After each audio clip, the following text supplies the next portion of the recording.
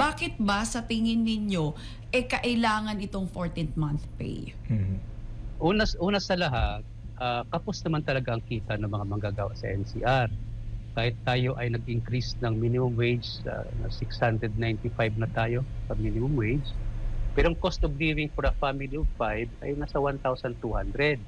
So kahit na magtrabaho yung mag-asawa, earning minimum wage per day, kakapusin pa rin ang kita. So kapag binigyan ng 14-month pay, may dagdag na kita, may dagdag na gastusin. Diba? Para sa pamilya ng manggagawa. So nakakatulong yan sa pamilya ng manggagawa para sa kanilang gastusin.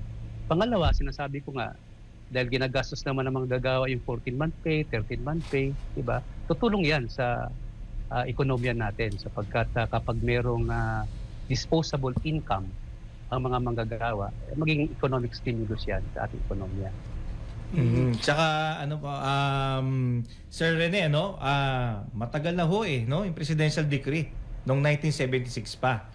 No, naatas ng 13-month pay po. Marang 5 dekada na yun, maring Meiji, no? So, sang-ayon na ho ba? O nararapat na itong talagang... Napapanahon na ba? Ito na ba yun? Sang-ayon? Ulit. Hindi ko maintindihan.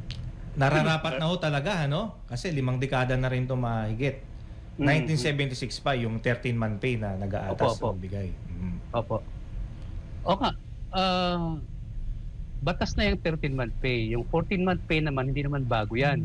Sa government sector, meron na yan. Sa government. Ang 14-month pay ay binibigay tuwing Mayo o Hunyo in time for enrollment.